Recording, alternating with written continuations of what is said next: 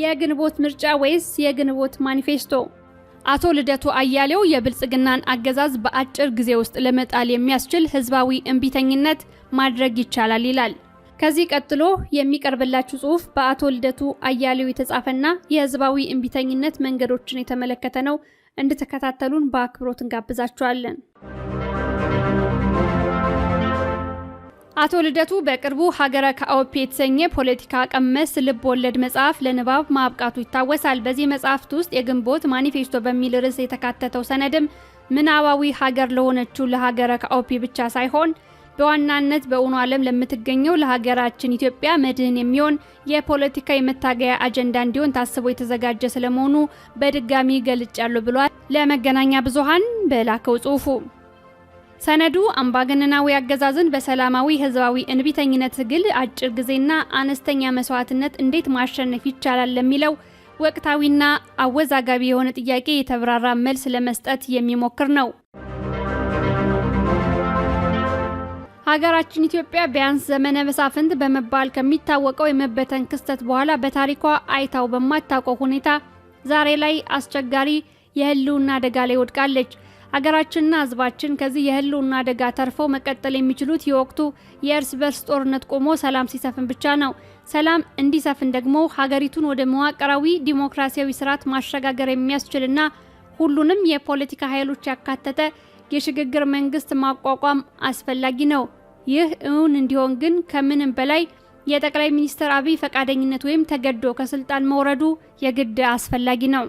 ላለፉት 7 ዓመታት በተጨባጭ እንደታዘብነው ከሆነ ግን ጠቅላይ ሚኒስትር አብይ ይህንን ለህልውናችን መድን የሆነ ጥያቄ በበጎ ፈቃዳቸው እንደማይቀበሉት ሳይታለም የተፈታ ነው። እድሜ ልካቸውን በንግስና ለመኖር የወሰኑ አምባገነን በመሆናቸው እርሳቸው በስልጣን ላይ እያሉ ሀቀኛ ድርድርም ሆነ የስልጣን ሽግግር ይኖራል ተብሎ ሊታሰብ አይችልም። ስለሆነም ጠቅላይ ሚኒስትር አብይ ወደው ሳይሆን በሰላማዊ ህዝባዊ እንቢተኝነት ትግል ተገደው ይህንን ጥያቄ እንዲቀበሉ ማድረግ ይገባል፣ ይቻላልም ብዬ አምናለሁ።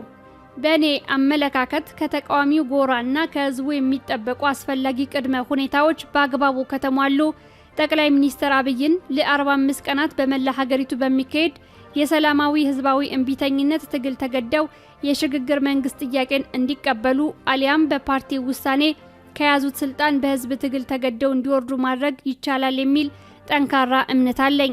እሳቸው በህዝብ የተመረጡ መሪ ስላልሆኑ ሀገራችን ህግና ስርዓት የሰፈነባት ሀገር ብትሆን ኖሮ መስዋዕትነት የሚጠይቅ ትግል ማድረግ ሳያስፈልግ በበሻሻ ወረዳ ህዝብ የ10,000 ሰዎች ፊርማ በፓርላማ ወይም በብልጽግና ፓርቲ ውሳኔ በአቃቢ ህግ ወይም በጸረ ሙስና ኮሚሽን ክስ በአንድ ቀን ከስልጣን መወገድ የሚገባቸው ወንጀለኛ መሪ ነበሩ። ሀገራችን የህግ የበላይነትና የተቋማት ነጻነት የሌለባት ሀገር በመሆኑ ምክንያት ግን ይህ እንዲሆን አይጠበቅም።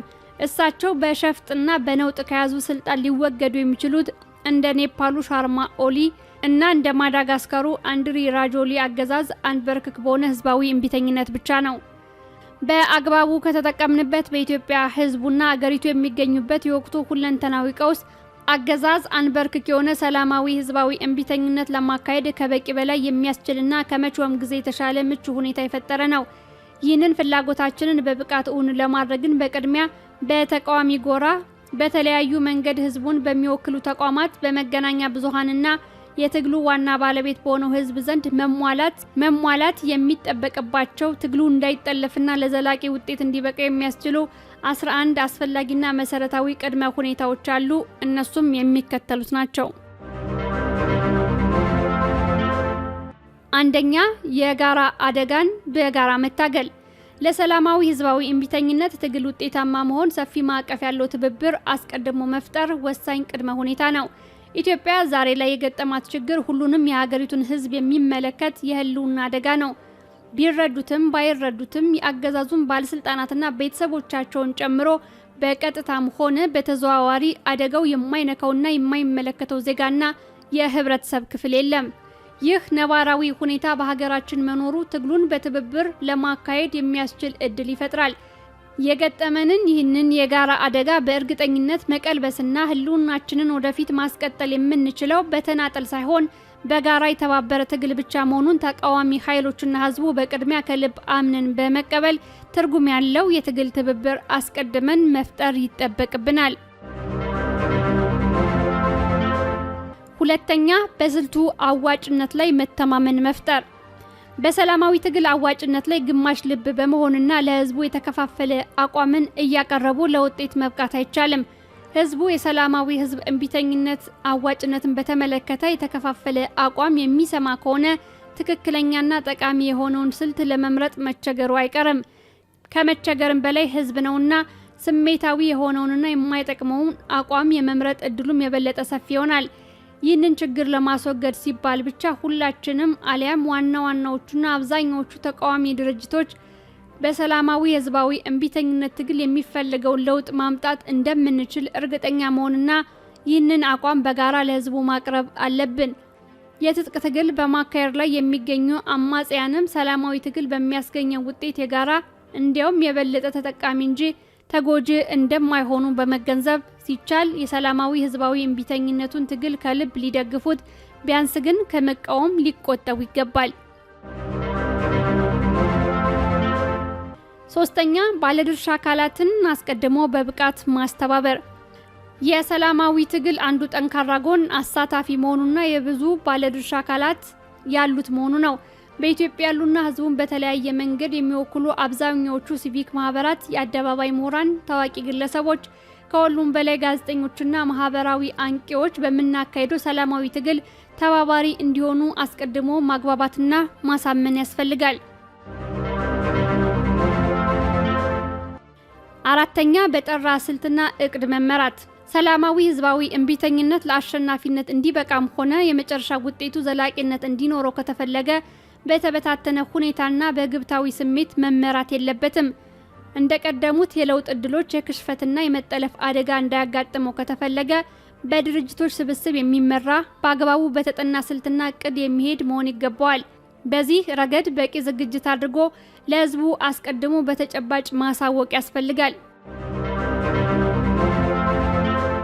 አምስተኛ፣ ትግሉ ለላቀ ውጤት የሚበቃ መሆኑን አስቀድሞ ማመንና ማሳመን። የአንድ ሰላማዊ ትግል ውጤታማነት የሚለካው በሂደቱ ህጋዊነትና ሰላማዊነት ብቻ ሳይሆን በሚያስገኘው ውጤት ዘላቂነትና ጠቃሚነት ጭምር ነው። የሚካሄደው ትግል የመጨረሻ ውጤት የሀገሪቱንና የህዝቡን ህልውና እንዴት ሊያስቀጥልና የተሻለ ተጨባጭ ለውጥ እንዴት ሊያመጣ እንደሚችል በተጻፈ ሰነድ አስደግፎ በጠራ ሁኔታ ለህዝቡ አስቀድሞ ማቅረብና ማሳመን ያስፈልጋል። ስድስተኛ፣ ለአገዛዙ አካላት አማራጭ እድልን አለመንፈግ። ለአንድ ሰላማዊ ትግል ውጤታማነት ጠላትን መቀነስና ወዳጅን ማብዛት ወይም ጠላትን ወደ ወዳጅነት መቀየር መቻል ጠቃሚ ስልት ነው። በመንግስትና በገዢው ፓርቲ ውስጥ የሚገኙ ባለስልጣናት የጠቅላይ ሚኒስትሩ የጦረኝነት ተባባሪ መሆንን አቁመው የህዝቡን የለውጥና የሽግግር መንግስት ጥያቄ በጸጋ ለመቀበል ፈቃደኛ ከሆኑ ከወደፊቱ የሀገሪቱ ሽግግር ሂደት እንደ አንድ የፖለቲካ ኃይል ተሳታፊ መሆን እንደሚችሉ አቋም መያዝና ይህንንም በግልጽ ማሳወቅ ያስፈልጋል። ሰባተኛ፣ የተጠያቂነት ስጋት እንቅፋት እንዳይሆኑ ማድረግ። በወንጀል እጃቸው የተነካካ የመንግስት ባለስልጣናትና የአማጽያን መሪዎች ከሰላም መስፈን ጋር አብሮ የሚመጣን ተጠያቂነት በመፍራት ለሰላማዊ ትግል ውጤታማነት እንቅፋት የመሆን እድላቸው ሰፊ ነው። ይህን ተግዳሮት ግምት ውስጥ በማስገባት እስካሁን ድረስ በሀገራችን በተካሄዱ ጦርነቶችና ግጭቶች በወንጀል ድርጊት ተሳታፊ የሆኑ ሰዎች ተጠያቂነት የሚሆኑበት የሽግግር ጊዜ ፍትህ እንደሚካሄድ፣ ተጠያቂነቱ ግን ከበቀል መንፈስ በጸዳና በሀገሪቱ ዘላቂ እርቀ ሰላምን ለማስፈን በሚያስችል አግባብ እንደሚፈጸም አስቀድሞ መግባባት መፍጠር ያስፈልጋል። ስምንተኛ፣ በራስ ፍቃድ ከሰላማዊነት መንገድ አለማፈግፈግ። ሰላማዊ ትግል ለድል መብቃት የሚችለው በተመቸ ጊዜ ብቻ ሳይሆን በከፍተኛ ተጽዕኖና ጥቃት ውስጥም ሆነን ለስልቱ በሚኖረን ጽናትና ታማኝነት ነው። የሚካሄደው ሰላማዊ ህዝባዊ እምቢተኝነት በህገ ወጥ መንገድ በመንግስት የሚፈጸምን ክልከላ ወይም ከጸጥታ ኃይሎች የሚሰነዘርን የኃይል ጥቃት ለመከላከል ከመቻል ባለፈ ፈጽሞ ሰላማዊ በሆነ መንገድ ብቻ የሚካሄድ መሆኑን ከልብ ማመንና ማሳመን ያስፈልጋል። ነገር ግን ከአምባገነናዊ አገዛዝ ጋር የሚካሄድ የሰላማዊ ህዝባዊ እምቢተኝነት ትግል ግራን ሲመታ ቀኝን ስጠው ከሚል አይነት ሃይማኖታዊ እሳቤ የተለየና አገዛዙ ሊፈጽም ለሚችለው ማንኛውም ህገወጥ የኃይል እርምጃ አጸፋዊ ምላሽን የሚያስከትል ስለመሆኑ አገዛዙም ሆነ ህዝቡ በአግባቡ አስቀድመው እንዲገነዘቡት ማድረግ ያስፈልጋል። 9ኛ ሳያሸንፉ መሃል ላይ አለመቆምን ማረጋገጥ። በሰላማዊ ህዝባዊ እምቢተኝነት ህዝቡ በብቃት ሊሳተፍና መስዋዕትነት ሊከፍል የሚችለው ትግሉ መሃል መንገድ ላይ እንደማይቋረጥ ወይም እንደማይኮላሽ እርግጠኛ ሲሆን ነው። ህዝቡ ትግሉ በእርግጠኝነት ለድል እንደሚበቃ እርግጠኛ ካልሆነ በስተቀር ከስራ መባረርን፣ መታሰርንም ሆነ ከአገዛዙ ጋር ቂም ተጋብቶ ለተለያዩ ጥቃቶች መጋለጥን መፍራቱ አይቀርም። ስለሆነም የሚካሄደው የሰላማዊ ህዝባዊ እምቢተኝነት ትግል አንድ ጊዜ ከተጀመረ በኋላ ሊቆም የሚችለው አሸናፊ መሆን ሲቻል ብቻ እንደሆነ አስቀድሞ መተማመንና ህዝቡን ማሳመን ያስፈልጋል። 10ኛ የማይነጥፍ አመራርን መፍጠር። የሰላማዊ ህዝባዊ እምቢተኝነቱ ትግል በትግሉ አመራሮች ላይ በሚደርስ ተጽዕኖና አደጋ በቀላሉ የሚጨናገፍ መሆን የለበትም። የሰላማዊ ህዝባዊ እምቢተኝነት ትግሉን በተተኪነት የሚመሩ አብዛሃ የአመራር ጠገጎችን ማቋቋም ያስፈልጋል። በአንድ በኩል ተቀማጭነታቸው በሀገር ውስጥ ሆኖ ትግሉን በተለያዩ የአደረጃጀት እርከን በግልጽና በህቡ የሚመሩ፣ በሌላ በኩል በሀገር ውስጥ ያሉ አመራሮች በአፈና በእስራትና በግድያ ምክንያት ትግሉን መምራት የማይችሉበት ሁኔታ ቢፈጠር ተቀማጭነታቸውን በውጭ ሀገራት አድርገው የሀገር ውስጡን አመራር ተክተው መስራት የሚችሉ ተተካኪ አመራር እርከኖችን አስቀድሞ ማዘጋጀት ያስፈልጋል። በተጨማሪም የአመራር ሰጭነቱን ሚና ሲቪክ ማህበራቱና ህብረተሰቡ በተለያየ መስክ የሚወክሉ አካላት በስፋት እንዲጋሩት ማድረግ አስፈላጊ ነው። በተጨማሪም የአመራር ሰጭነቱን ሚና ሲቪክ ማህበራትና ህብረተሰቡን በተለያየ መስክ የሚወክሉ አካላት በስፋት እንዲጋሩት ማድረግ አስፈላጊ ይሆናል። 11ኛ በቂ የተሳታፊነት መጠንን መፍጠር። አንድ የሰላማዊ ህዝባዊ እምቢተኝነት ትግል ለድል መብቃት የሚችለው በስልቱ በሚያምኑበት ሰዎች መጠን ሳይሆን በተግባሩ የትግሉ ተሳታፊ ለመሆንና የሚጠይቀውን ዋጋ ለመክፈል በወሰኑ ዜጎች መጠን ነው። በትግሉ ተሳትፎ ለማድረግ የወሰኑት ዜጎች ቁጥር በጣም አነስተኛ መሆን የለበትም። የግድም አብዛኛው ህዝብ የትግሉ ቀጥተኛ ተሳታፊ መሆን አይጠበቅበትም። በመስኩ የተካሄዱ ጥናቶች እንደሚያሳዩት ከአጠቃላዩ ህዝብ ከ3.5 በመቶ በላይ የሚሆነው ህዝብ በትግሉ ከተሳተፈ ሰላማዊ ህዝባዊ አመጾች ውጤታማ የመሆን እድላቸው ሰፊ ነው። 5 በመቶ የሚሆነው ህዝብ መሳተፍ የሚችልባቸው አመጾች ግን ማንኛውም አይነት አምባገነናዊ ኃይል ሊቋቋማቸው እንደማይችል ጥናቶች ያሳያሉ።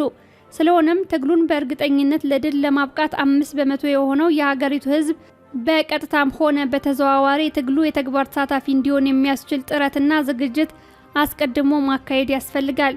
ከዚህ በላይ የተዘረዘሩትን ቅድመ ሁኔታዎች አስቀድሞ ማሳካት የግድ አስፈላጊ የሚሆነውም መጨረሻ ላይ በቂ ተሳታፊ መጠን እንዲኖርና ትግሉን በአስተማማኝ ሁኔታ አሸናፊ ማድረግ የግድ አስፈላጊ ስለሚሆን ነው። ከዚህ አንጻር የከተሞችን በተለይም የአዲስ አበባ ህዝብ ቁጥር ብዙ መሆን የተሳታፊውን መጠን በቀላሉ ለማሳካት ምቹ ሁኔታ የሚፈጥር ነው።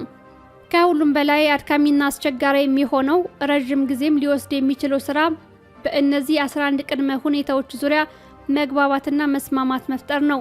ትግሉን የፖለቲካ አመራሮች ሲታሰሩ፣ የፖለቲካ ቢሮዎች ሲዘጉ ወይም ጥቂት ሰዎች በመቀጣጫነት ሲገደሉ አብሮ ወደ ማያከትምበት አስተማማኝ የህዝባዊ እምቢተኝነት የትግል ደረጃ ማሸጋገር የሚቻለው በቅድሚያ በእነዚህ ቅድመ ሁኔታዎች ላይ በቂ ዝግጅት በማድረግ ነው። በእርግጥም ከግለሰቦች የስልጣን ጥያቄና ከጠባብ ቡድናዊ ስሜት ወጠን የጋራ የህልውና ጉዳያችንን ማስቀደም ከቻለን ከነዚህ ቅድመ ሁኔታዎች መስማማትና ተጨባጭ ዝግጅት ማድረግ ከባድ ነገር አይደለም። ከማንኛውም ሀገር በላይ በኢትዮጵያ ሞልቶ እየፈሰሰ ያለው በደል፣ የኑሮ ውድነትና ያልተቋረጠ እልቂት ይህንን ለማድረግ ያስችላል። አሁን ላይ ከምንገኝበት ግላዊና ጠባብ ቡድናዊ ስሜት መላቀቅ የማንችል ከሆነ ግን ችግሮቻችንን የበለጠ መቀጠል ብቻ ሳይሆን ሄደው አጠቃላይ ሀገራዊና ህዝባዊ ህልውናችንን አደጋ ላይ የመጣል እድላቸው እጅግ ሰፊ ይሆናል። ከነዚህ ቅድመ ሁኔታዎች ውስጥ አንዱም እንኳን ሳይሳካ ቢቀር የታሰበውን የሰላማዊ እምቢተኝነት ትግል ውጤታማነት ጥያቄ ውስጥ ሊያስገባው ይችላል። በቅድመ ሁኔታዎቹ ላይ ሙሉ ለሙሉ ስምምነት ከተፈጠረና ተቃዋሚ ፓርቲዎች፣ ሲቪክ ማህበራት፣ የሀገሪቱ አብዛኛው ምሁርና በተለይም መገናኛ ብዙሃን ባልተከፋፈለ ድምጽ ሰላማዊ ህዝባዊ እምቢተኝነቱን ደግፈው ከቆሙ ግን የህዝቡን መስዋዕትነት በእጅጉ በሚቀንስ ስልት በ45 ቀናት ውስጥ የታሰበውን ውጤት በእርግጠኝነት ማሳካት ይቻላል። የቱንም ያክል ጊዜ ወስደንና ጥረት አድርገን እነዚህን 11 ቅድመ ሁኔታዎች በብቃት ካሳካን የህዝቡን ትግል መቋቋም የሚችል ምንም አይነት ምድራዊ ኃይል አይኖርም። በተለይ ህዝባዊ ቅቡልነቱን ያጣውና በርዕዮተ ዓለም ወይም በህዝባዊ አጀንዳ ሳይሆን ስልጣንንና የኢኮኖሚ ጥቅምን በመከፋፈል ተጠጋግኖ የቆመው የጠቅላይ ሚኒስትር አብይ አህመድ ኪራይ ሰብሳቢ አገዛዝ የህዝቡን ሰላማዊ እምቢተኝነት ለ45 ቀናትም ተቋቁሞ የመቀጠል አቅም አይኖረውም።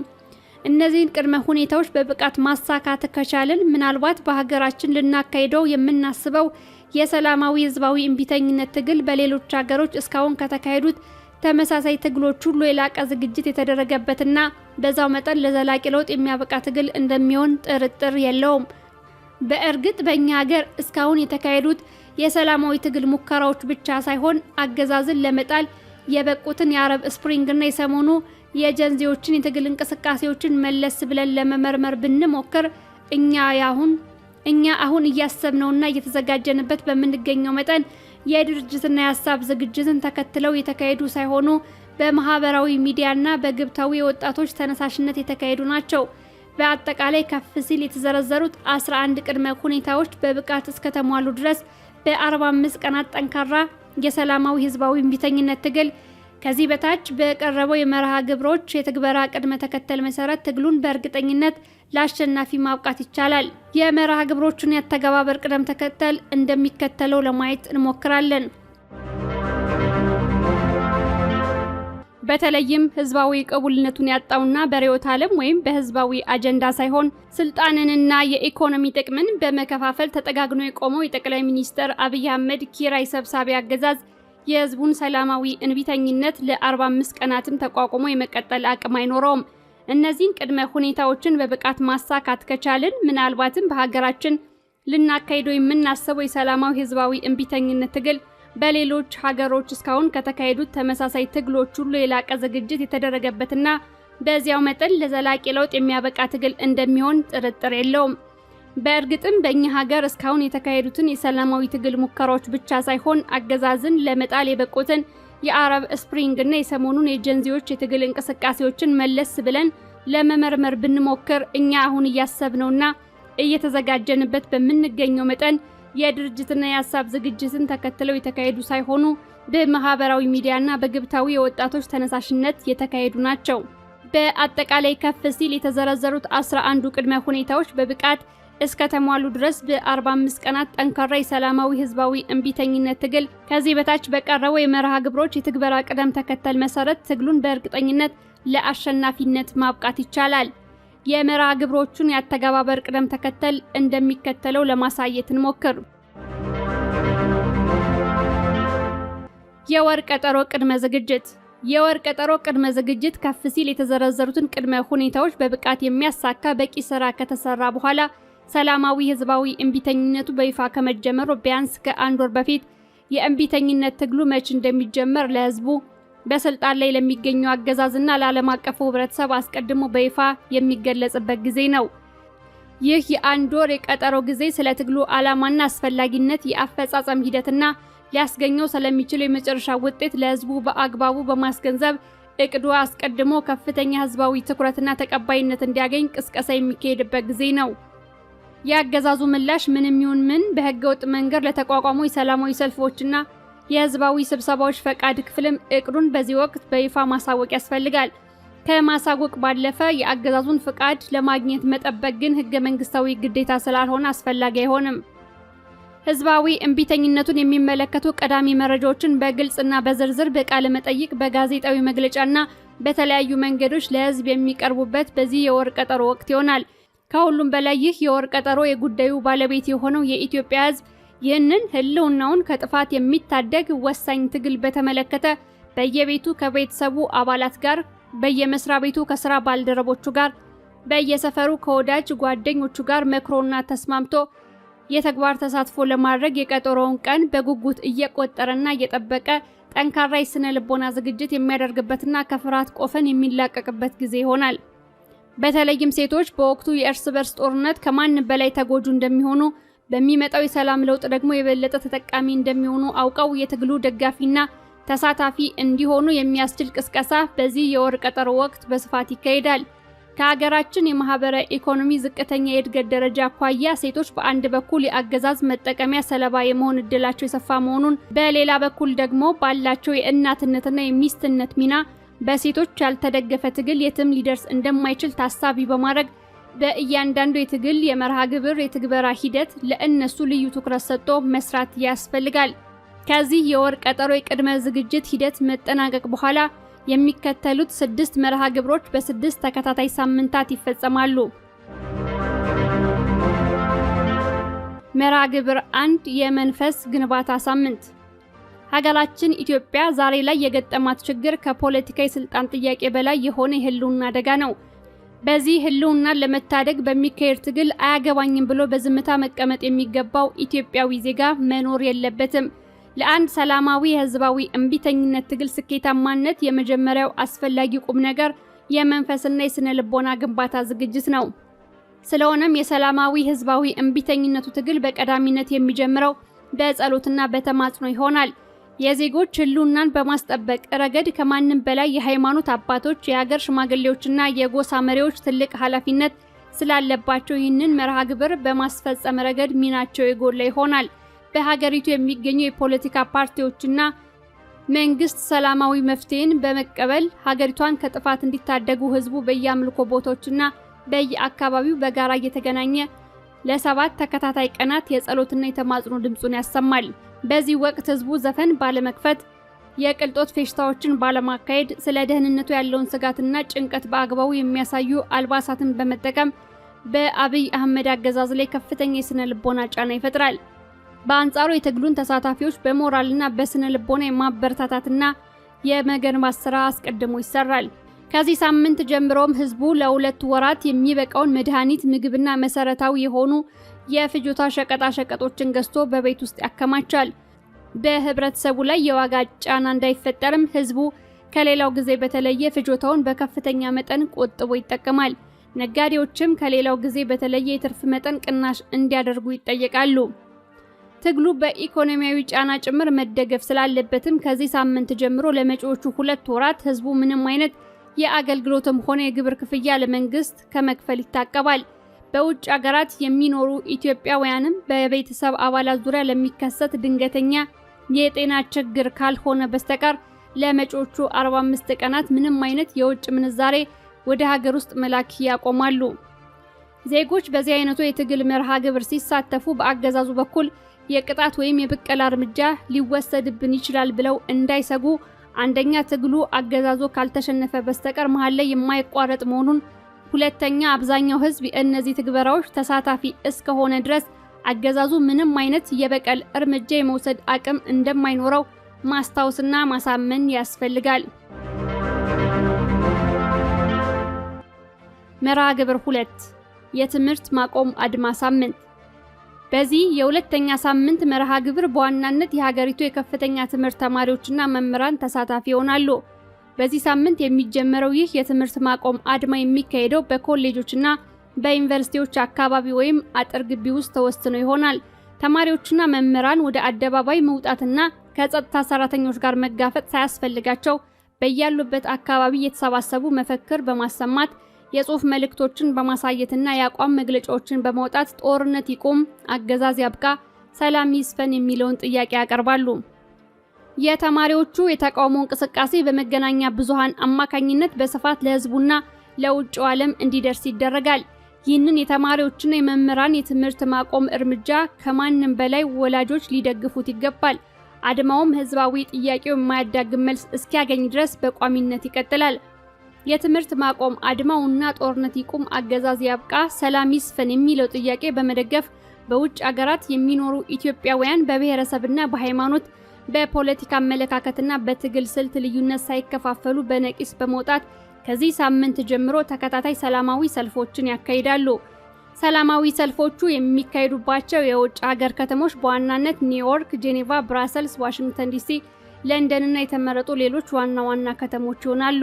መንግስት የህዝቡን ጥያቄ በእነዚህ 2 ሳምንታት ካልተቀበለም እነዚህ ቀድሞ የተጀመሩ የ2 ሳምንታት መርሃ ግብሮች በሚቀጥሉት ሳምንታት ተጠናክረው የሚቀጥሉ ይሆናል።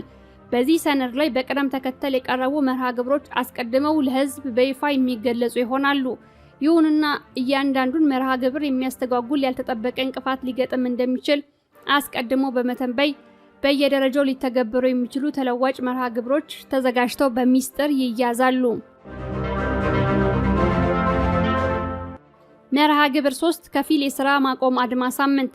በ3ኛው ሳምንት የሰላማዊ ህዝባዊ እምቢተኝነት መርሃ ግብር ከፊል የሥራ ማቆም አድማ ይካሄዳል። የሥራ ማቆም አድማውን የሚያካሂዱትም የትራንስፖርት ሰራተኞች ሲሆኑ እነሱም የአየር መንገድ፣ የደረቅና የፈሳሽ የጭነት ማጓጓዣ፣ የህዝብ ማመላለሻና የታክሲ አገልግሎት ሰራተኞች ይሆናሉ። የትራንስፖርት ሰራተኞች ጥያቄም በተመሳሳይ ሁኔታ ጦርነት ይቁም፣ አገዛዝ ያብቃ፣ ሰላም ይስፈን የሚል ይሆናል። ከዚህ በተጨማሪ የመንግስት የጸጥታ ሰራተኞች የህዝቡን ጥያቄ እንዲደግፉ የውጭ መንግስታትን በጠቅላይ ሚኒስትር አብይ አገዛዝ ላይ አስፈላጊውን ጫና እንዲፈጥሩ ይጠየቃሉ። የትራንስፖርት ሰራተኞችምና ቤተሰቦቻቸው በአመጽ ወቅት የከፋ ችግር እንዳይገጥማቸው ህዝቡ በየአካባቢው አስፈላጊውን የሞራልና የፋይናንስ ድጋፍ ያደርጋል። በዚህ ረገድ የሀገሪቱ ባለሀብቶች በይፋም ሆነ በህቡ ተደራጅተው ትልቁን ድርሻ ይወጣሉ። መንግስት የህዝቡን ጥያቄ በእነዚህ 3 ሳምንታት ካልተቀበለ ቀደም ብለው የተጀመሩና ይህ መርሃ ግብር በሚቀጥሉት ሳምንታትም ተጠናክረው የሚቀጥሉ ይሆናል። እነዚህ መርሃ ግብሮች የአገዛዙን የማስተዳደር ብቻ ሳይሆን አፈና የመፈጸምና ጦርነት የማካሄድ አቅሙን የሚያዳክሙ መሆናቸውን በመገንዘብ በሰላማዊ ትግል የሚያምኑት ህጋዊ ፓርቲዎች ብቻ ሳይሆኑ በጠመንጃ አገዛዙን እየተፋለሙ የሚገኙ የታጠቁ የፖለቲካ ኃይሎችም ጭምር የሰላማዊ ህዝባዊ እምቢተኝነቱ ትግል በይፋና በሙሉ ልብ ደግፎት ሊቆሙና የአተገባበሩ ተባባሪ ሊሆኑ ይገባል።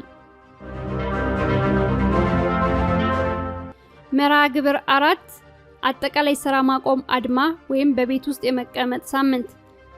የአራተኛው ሳምንት መርሃ ግብር አጠቃላይ ሥራ ማቆም አድማ መምታት ይሆናል። የከፊሉ የሥራ ማቆም አድማ እንደቀጠለ ሆኖ በዚህኛው መርሃ ግብር ሁሉም በሀገሪቱ የሚገኙ የመንግስትና የግል ሰራተኞች ስራ ያቆማሉ። ሁሉም የንግድና የአገልግሎት መስሪያ ቤቶች ዝግ ይሆናሉ። ከአምቡላንስና ከእሳት አደጋ ተሽከርካሪዎች በስተቀር ሁሉም በሀገሪቱ ያሉ ተሽከርካሪዎች ቀድሞ የጀመሩትን የሥራ ማቆም አድማ አጠናክረው ይቀጥሉበታል። ቀደም ሲል ይቀርቡ ከነበሩት ጥያቄዎች በተጨማሪ የህዝቡ ትግል ወደ አደባባይ ጥሶ ከመውጣቱ በፊት የጠቅላይ ሚኒስትር አብይ አገዛዝ የህዝቡን ጥያቄ በጸጋ እንዲቀበል በቀናት የተገደበ ጥያቄ ይቀርብለታል። የህዝቡን ጥያቄ መቀበል ተስኖት ወደ ኃይል እርምጃ የሚገባ ከሆነም ህዝቡ መብቱን ለማስከበርና ራሱን ከመንግስት ታጣቂዎች ጥቃት ለመከላከል ሲል ሊወስድ ስለሚችለው አጸፋዊ የኃይል እርምጃ ተጠያቂው ራሱ መንግስት እንደሚሆን ይገለጻል። መንግስት ህገወጥ የኃይል እርምጃ በመውሰድ በዜጎች አካልና ህይወት ላይ አደጋ የሚያደርስ ከሆነም አገዛዙና ተባባሪዎቹ የህግ ተጠያቂ የመሆን እንጂ ወደፊቱ የሀገሪቱ የመፍትሄ አካል የመሆን እድል እንደማይኖራቸው ግልጽ ማስጠንቀቂያ ይሰጣቸዋል። በዚህ የአራተኛ ሳምንት መርሃ ግብር ለሥራ ማቆም አድማ ከተጠራው ህዝብ ቢያንስ 50 ከመቶ መሳተፍ ከቻለ መንግስት አመጹን በዛ ላይ ተቋቁሞ የመቀጠል እድሉ ጠባብ ይሆናል። የኢኮኖሚ አቅሙ በከፍተኛ መጠን ከመዳከሙ በላይ ውስጣዊ መከፋፈልና መፈረካከስ ስለሚገጥመው ዓለም አቀፍ ጫና ስለሚበዛበት በቀጣይ አመጾች የዜጎች ህይወት አደጋ ላይ ከመውደቁ በፊት የህዝቡን ጥያቄ ለመቀበል ሊገደድ ይችላል። ትግሉ በዚህ ደረጃ ላይ ሲደርስ አደጋን የማሽተት ተፈጥሮ የተነፈጋቸው ጠቅላይ ሚኒስትር አብይ እየመጣባቸው ያለውን አደጋ ተገንዝበው የመፍትሄ አካል ለመሆን ይወስናሉ ተብሎ ባይጠበቅም በዙሪያቸው ያለው ራስ ወዳድ ጭፍራ ግን ቢያንስ የራሱንና የቤተሰቡን ህልውና ከጥፋት ለመታደግ ሲል ራሱን ከጠቅላይ ሚኒስቴሩ አጋርነት ለመነጠልና እንደተለመደው የተላላኪነት አስተላለፉን ለመለወጥ ማድባትና ማማተር መጀመሩ አይቀሬ ይሆናል። መንግስት ያልጠበቀ አቅም አግኝቶ ይህንን የህዝቡን የሥራ ማቆም አድማ ተቋቁሞ መቀጠል ከቻለ ግን የሚከተለውና ወሳኝ የሆነ የአምስተኛው ሳምንት አገዛዝ አንቀጥቅጥ መርሃ ግብር ይጠራል። መርሃ ግብር 5 የውሎ ገብ አገዛዝ አንቀጥቅጥ ሰልፎች ሳምንት። በዚህ የአምስተኛ ሳምንት አገዛዝ አንቀጥቅጥ መርሃ ግብር ጦርነት ይቁም፣ አገዛዝ ያብቃ፣ ሰላም ይስፈን የሚለው ቀዳሚ ጥያቄ መቀጠሉ እንደተጠበቀ ሆኖ ጠቅላይ ሚኒስትር አብይ በአስቸኳይ ከስልጣን ይውረዱ የሚል ተጨማሪ ጥያቄ ይቀርባል። ጠቅላይ ሚኒስትሩን መርጦ በስልጣን ላይ ያስቀመጣቸው ብልጽግና ፓርቲ ህገ መንግስታዊ መብትና ግዴታውን ተጠቅሞ የመረጣቸውን መሪ ከስልጣን እንዲያወርድና የቀረበለትን ጥያቄ በመመለስ የሀገሪቱ የፖለቲካ ችግር የመፍትሄ አካል እንዲሆን የመጨረሻ ግልጽ ጥሪ ይቀርብለታል።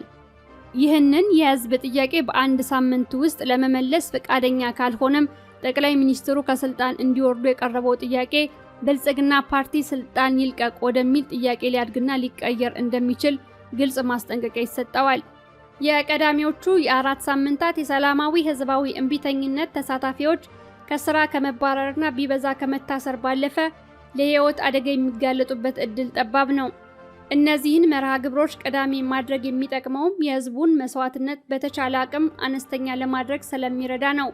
በእንዲህ አይነቱ የህዝባዊ አመጽ እንቅስቃሴ ብዙ ዜጎች ከስራ ሊባረሩና ሊታሰሩ እንደሚችሉ አስቀድሞ መገመትና መዘጋጀት ያስፈልጋል። እንዲህ አይነት ሁኔታ ሲፈጠር እየተፈጸመ የሚገኘውን የአፈና እርምጃ ለህዝቡና ለዓለም በተከታታይ ከማጋለጥ ባለፈ ከስራ የተባረሩ ዜጎች ወደ ስራ እንዲመለሱ ወይም የታሰሩ ዜጎች ከእስር እንዲፈቱ በመጠየቅ ጊዜን ማጥፋትና የትኩረት አቅጣጫን ማዛባት አስፈላጊ አይሆንም። ይልቁንም የሚያስፈልገው ከስራ የተባረሩትና የታሰሩ ዜጎች የታጋይነት ሞራላቸው እንዲጠበቅ ማበረታታት፣ ቤተሰቦቻቸው ለችግር እንዳይጋለጡ አስፈላጊውን የሞራልና የፋይናንስ እገዛ ማድረግ ነው። እንዲያውም ከስራ መባረርን አለመፍራትና ከስራ የተባረሩ ሰራተኞች ምትክ ተቀጣሪ ላለመሆን መወሰን ያስፈልጋል። መታሰርንም እንደ ቀላልና የሚጠበቅ መስዋዕትነት በመቁጠር ሆን ብሎ እስር ቤቶች እንዲጨናነቁና የእስረኛው ብዛት ከመንግስት የማሰር አቅምና ቁጥር በላይ እንዲሆን ማድረግ ያስፈልጋል። ይህ አምስተኛው የሰላማዊ ሰልፎች ሳምንት ከቀዳሚዎቹ 4 ሳምንታት በተለየ የዜጎች ግድያ በከፍተኛ መጠን ሊከሰት የሚችልበት ሂደት ነው። ይህንን አስቀድሞ ማወቅና በዜጎች ላይ ሊደርስ የሚችለውን የህይወት አደጋ ለመቀነስ የሚያስችሉ የተለያዩ ስልቶችን መጠቀም ያስፈልጋል። ከነዚህ ስልቶች ውስጥ የመጀመሪያው ራስን ከቀዳሚ ኃይል እርምጃ መቆጠብ ነው። ሁለተኛው ለመንግስት የጸጥታ ኃይሎች ተገቢውን አክብሮት ማሳየት ነው። ሶስተኛው የሚካሄደው ትግል ህጋዊ መብት መሆኑን የጸጥታ ሰራተኞች እንዲረዱትና የህዝቡን ህጋዊና ፍትሃዊ ትግል በህገወጥ የኃይል እርምጃ ለማጨናገፍ እንዳይሞክሩ ማሳሰብ ነው። አራተኛው መብትን ለማስከበርና ለህዝቡ ህልውና መቀጠል ለሚደረገው ትግል ህዝቡ መሞትን ጭምር በጸጋ የሚቀበል እንጂ ፈጽሞ የማይፈራ መሆኑን በግልጽ ማሳየት ነው። አምስተኛውና የመጨረሻው በሰላማዊ ስልት የሚታገለው ህዝብ ላይ ህገወጥ የኃይል እርምጃ በሚወስዱ የጸጥታ ሰራተኞች ላይ ህዝቡ ራሱን የመከላከል አጸፋዊ የኃይል እርምጃ ለመውሰድ ሊገደድ እንደሚችልና ለዚያ ራስን የመከላከል አጸፋዊ እርምጃም ተጠያቂው ስርዓቱና የጸጥታ ሰራተኞች እንጂ ህዝቡ እንደማይሆን በግልጽ ማስገንዘብ ይሆናል። በዚህ መልኩ ግንዛቤ ከተፈጠረ በኋላ በሀገሪቱ ዋና ከተማ በአዲስ አበባና በሌሎች ትላልቅ የክልል ከተሞች የውሎ ገብ የሰላማዊ ሰልፍ ለ7 ተከታታይ ቀናት ይጠራል። ለእነዚህ ሰላማዊ ሰልፎች የሚያስፈልጉ ባነሮችና ፖስተሮች በፓርቲዎች ጽፈት ቤት ሳይሆን በየመኖሪያ ቤቱ ይዘጋጃሉ። ሰላማዊ ሰልፎቹ መዳረሻ ቦታ እንጂ የተለየ መነሻ አይኖራቸውም። መነሻቸው የእያንዳንዱ ሰልፈኛ ቤትና ሰፈር ይሆናል። ልክ እንደ መጋቢ ጅረት ወንዝ እያንዳንዱ የትግል ተሳታፊ ዜጋ ከየቤቱ እየወጣ ከሰፈርተኛው ሰልፈኞች ጋር ይቀላቀላል። ከዚያም ከየመኖሪያ ሰፈሩ እየወጣ ወደ ሰፈሩ ዋና መንገድ ይገባል። ከሰፈር መንገድ ወጥቶም ወደ የአውራ ጎዳናዎች ይተማል። በመጨረሻም ከአውራ ጎዳናዎቹ ወደ መዳረሻው አደባባይ ይጎርፋል። እንዲህ አይነቱ ያልተማከለ የሰልፍ አወጣጥም የጸጥታ ሰራተኞች ሰልፉን በቀላሉ ማስቆምና መበተን የማይችሉበት ከአቅም በላይ የሆነ ሁኔታን ይፈጥራል። ሰላማዊ ሰልፉ መንግስት የህዝቡን ጥያቄ እስካልተቀበለ ድረስ ለተከታታይ 7 ቀናት በየቀኑ ከ3 እስከ 4 ሰዓታት ለሚሆን ጊዜ ይካሄዳል። ከጸጥታ ሰራተኞች በኩል የኃይል እርምጃ ቀድሞ እስካልተወሰደ ድረስ ሰልፎቹ መካሄድ ያለባቸው በፍጹም ሰላማዊነት ይሆናል። ትግሉ ወደዚህ ደረጃ ሲደርስ አገዛዙ ህልውናውን የማጣት ጭንቀት ውስጥ እየገባ ስለሚመጣም በመቀጣጫነት ሰዎችን መግደሉ እንደማይቀር አስቀድሞ መገመት አለበት። ሰው በተገደለ ቁጥርም አመጹ የሚቀንስ ሳይሆን የበለጠ እየተባባሰ የሚሄድና ከጸጥታ አካላቱ ቁጥጥር ውጭ የሆነ አደጋ የመፍጠር እድል እንዳለው በግልጽ በማሳየት የመቀጣጫ እርምጃው እንደማይሰራ አገዛዙን ከጅምሩ ተስፋ ማስቆረጥ ያስፈልጋል። ሰልፎቹ በዚህ መልክ ለተወሰኑ ቀናት በሁሉም ከተሞች ከተካሄዱ መንግስት በፍጥነት ይዳከማል። በቅድሚያ ከማዕከሉ ርቀው የሚገኙ የክልል አስተዳደሮች ወገንተኝነታቸውን ወደ ህዝቡ ሊያደርጉና የትግሉ ተጋሪ ሊሆኑ ይገደዳሉ። ቀጥሎም የጸጥታ ሰራተኞች በህዝቡ ላይ ላለመተኮስና ችግሩ በሰላማዊ ውይይት እንዲፈታ በአገዛዙ ላይ ጫና ሊፈጥሩ ይችላሉ። የመንግስት ከፍተኛ ባለስልጣናትም ለራሳቸው እና ለቤተሰባቸው የወደፊት ደህንነት ሲሉ አስተላለፋቸውን በይፋ ከህዝብ ጋር ማድረግ ይጀምራሉ። በዚህ ወቅት በቅርቡ በማዳጋስካርና በኔፓል ሲሆን እንደታየው አገዛዙ በድንገት ሊፈረካከስ ወይም በራሱ የጦር ጄኔራሎች የመፈንቅለ መንግስት አደጋ ሊያጋጥመው ይችላል። አገዛዙ በህዝቡ ላይ የሚፈጽመው የግድያ እርምጃ እየበዛ በመጣ ቁጥር የዓለም አቀፉ ህብረተሰብ ጫናም ከፍተኛ እየሆነ ይመጣል። መንግስት ህዝባዊ ድጋፉን ሙሉ በሙሉ ስለሚያጣ ከዛ በላይ አመጹን ተቋቁሞ መቀጠል ይሳነዋል። ትግሉ በዚህ ደረጃ ላይ ሲደርስ ጠቅላይ ሚኒስትር አብይ በዙሪያቸው ባሉ ባለስልጣናት፣ በውጭ መንግስታትና በቅርብ ቤተሰቦቻቸው ጫና ጭምር ተገደው የህዝቡን ጥያቄ ሊቀበሉ ወይም የውጭ ጥገኝነት አፈላልገው ሊሰደዱ ይችላሉ። ነገር ግን ሰውየው ባለባቸው አደጋን ማሽተት ያለመቻል የተፈጥሮ ችግራቸውና በማይጨበጥ የህልም ዓለም የሚኖሩ ሰው በመሆናቸው ምክንያት እስከ መጨረሻው የህይወት እስትንፋሳቸው ድረስ አደጋውን የመጋፈጥ እርምጃ ሊወስዱ እንደሚችሉ መጠበቅም ተገቢ ይሆናል። በእነዚህ 5 ሳምንታት የሰላማዊ ህዝባዊ እምቢተኝነት ትግል የብልጽግና አገዛዝ ራሱን ከጠቅላይ ሚኒስትር አብይ ነጥሎ የህዝቡን ጥያቄ ከተቀበለ የወደፊቱ የሀገሪቱ የፖለቲካዊ መፍትሄ አካል እንደሚሆን፣ የህዝቡን ጥያቄ ሳይቀበል በዚያው ከቀጠለ ግን የሚጠብቀው መሸነፍና በህግ ተጠያቂ መሆን ብቻ እንደሚሆን የመጨረሻ ማስጠንቀቂያ ይሰጠዋል። ይህንን የ5ኛ ሳምንት አገዛዝ አንቀጥቅጥ የሰልፍ ተቃውሞ አገዛዙ በሆነ በማይገመት ምክንያት መቋቋም ከቻለም ትግሉ ወደ ሌላኛውና የመጨረሻው አገዛዝ አንበርክክ የህዝባዊ እምቢተኝነት ከፍተኛ ደረጃ ይሻገራል። መርሃ ግብር 6 የውሎ አዳር አገዛዝ አንበርክክ ህዝባዊ እምቢተኝነት። በዚህ 6ኛ ሳምንት አገዛዝ አንበርክክ የህዝባዊ እምቢተኝነት መርሃ ግብር ጦርነት ይቁም፣ አገዛዝ ያብቃ፣ ሰላም ይስፈን የሚለው ቀዳሚ ጥያቄ መቀጠሉ እንደተጠበቀ ሆኖ ጠቅላይ ሚኒስትር አብይ በአስቸኳይ ከስልጣን ይውረዱ የሚለው ጥያቄ ግን ብልጽግና ፓርቲ በአስቸኳይ ስልጣን ይልቀቅ ወደሚል ይቀየራል። ከዚህ በኋላ ብልጽግና ፓርቲ የሀገሪቱ የወደፊት ፖለቲካዊ መፍትሄ አካል የመሆን እድል ሊኖረው የሚችለው ስልጣኑን ለቆ ለአዲስ የሽግግር መንግስት ለማስረከብ ፈቃደኛ ከሆነ ብቻ ይሆናል። ላለፉት 5 ሳምንታት የሚካሄደውን ትግል አገዛዙ ተቋቁሞ የመቀጠል እድሉ እጅግ በጣም ጠባብ ነው። ነገር ግን እንደምንም ተንገዳግዶና ህልውናውን አስጠብቆ መቀጠል ቢችል እንኳን በከፍተኛ መጠን መዳከሙ አይቀሬ ይሆናል። ኢኮኖሚው እንዳልነበር ሆኖ ይሽመደመዳል። የመንግስት ባለስልጣናትና ቤተሰቦቻቸው ሞራላቸው ላሽቆ በከፍተኛ የህልውና ስጋት ውስጥ ይወድቃሉ።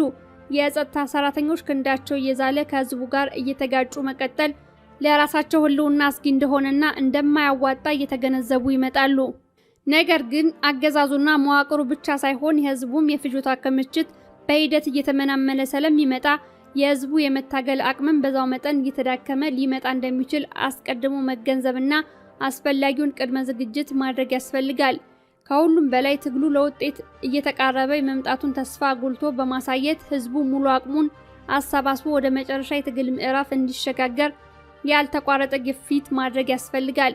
ህዝቡ ህልውናውን አስጠብቆ ለመቀጠል የተጀመረውን ትግል ከማሸነፍ በስተቀር ሌላ አማራጭ እንደሌለውና ለማሸነፍ እንደተቃረበም በማያሻማ ሁኔታ ማስገንዘብ ያስፈልጋል።